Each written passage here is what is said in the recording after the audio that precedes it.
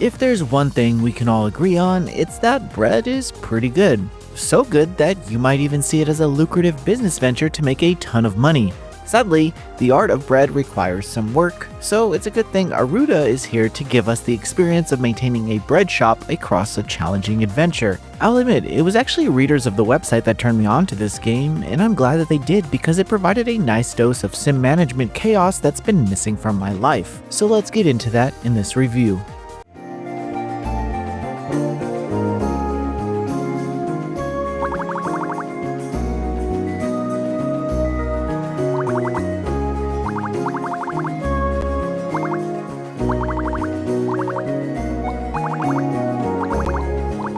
Aeruta puts players in the role of Chea, a fox girl who isn't the most graceful in her current role within the Adventurers Guild. She ends up blowing up a bakery while on a mission and now has to work there on top of doing her guild tasks. Thankfully, she's not alone as the store owner Effie helps keep things in order. The game runs on a calendar system that progresses the story in seasons. Each day you can choose to open the shop or adventure for materials and complete mission objectives.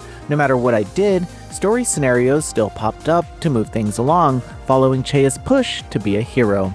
The overall cast grows fairly large, with each character doubling as an additional shop or quest giver. In the first chapter, the town is relatively small, but after a few upgrades, it grows into a sizable village. Each upgrade unlocks new stat buffs and more items for purchase that make the combat sections easier or increase the popularity of your bakery.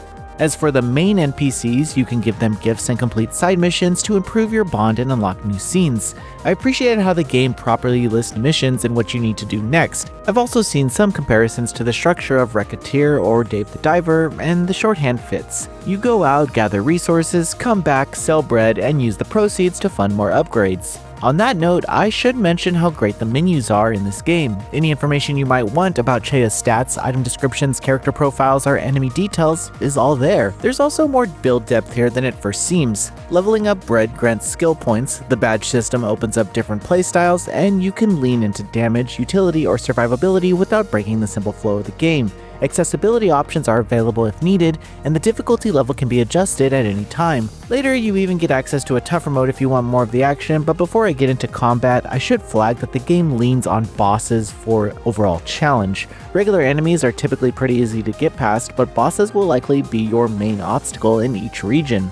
Back to the town. Opening the shop lets customers buy the bread you've prepared. You can unlock new recipes by collecting materials through exploration, but it's beneficial to have a variety unlocked, as certain days are more suitable for specific bread types. While the shop is open, you'll guide Chea to stocking baskets, keeping the store clean, and checking out customers through a quick time event. In later parts of the game, you can eventually hire tamed enemies known as patties, and after some training, they can handle some of the gathering and shop tasks. This makes late game loops a little smoother and sometimes better than just doing it yourself, which helps with late game fatigue. The game flow makes the back half of the adventure seamless and limits burnout. You'll never be confused about what you need to do to progress, and the more time you invest in hitting milestones and unlocking upgrades, the more rewarding it all becomes. That being said, the economy has a few areas of concern. Some drops can be a little stingy, like looking for specific berries for certain breads, and lumber requirements can bottleneck town upgrades. Further, boss drops can run a little low compared to baking needs, but this has actually been addressed in a recent patch. None of these pain points actually break the loop, but it does nudge the game towards more grind than some might want. Once ready, you can set off on an adventure where Chea can equip one of 3 weapons: a whip, a rolling pin, or a rapier. Each weapon has its own skill tree and specials, and you unlock abilities on cooldowns to extend combos. I prefer the whip actually, but I know that the rapier is a pretty good choice, and some swear the rolling pin is best for progress, though I didn't use it too often.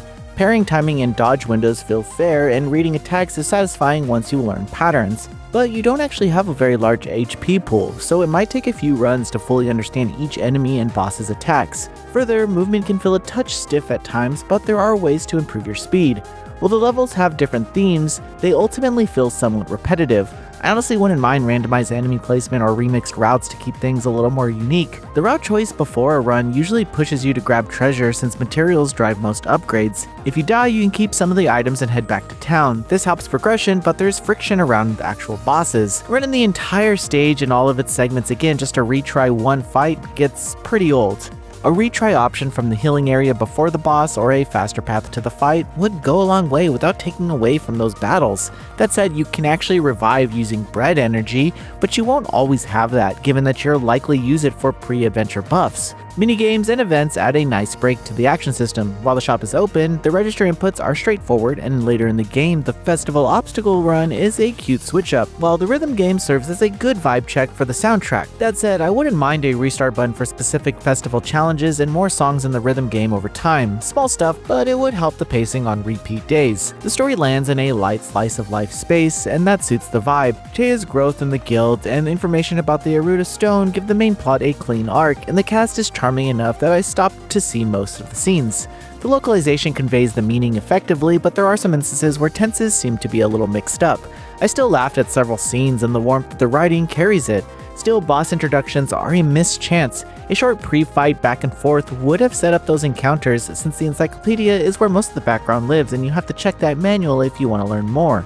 I also want to highlight the soundtrack. Fans keep bringing up Ragnarok Online when they talk about the music, and I could see that too. It walks a cheerful line in town and knows when to push during bosses. I wish there was an easy way to listen outside of the game because several tracks actually stood out to me. The length of this adventure will be dependent on how you play. I hit the credits in about 22 hours, but I missed a lot of the content and some of the upgrades along with some of the side quests. So maybe you can get to the end of the game in about 10 to 15 hours, but completionists have seen more than 30 hours, but I don't know when I'll have time for that. Anyway, everything you do in the game is pretty fun, and if you want to continue, there's stuff to continue to. The last half of the game can become a little easier once your town and badges have been upgraded, which softens the late obstacles. I didn't mind because the loop of bake, fight, upgrade, repeat remains satisfying. However, it is worth noting that if you want a tougher curve, it's not going to happen. That is, unless you increase the difficulty.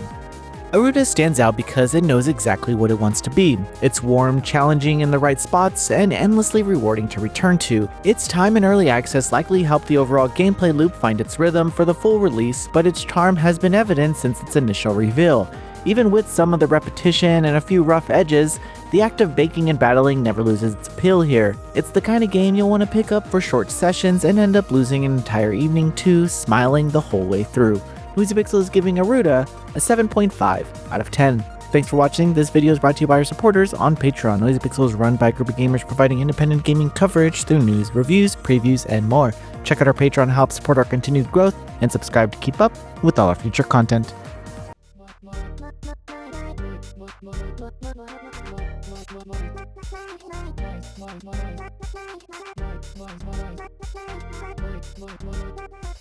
NoiseyPixel.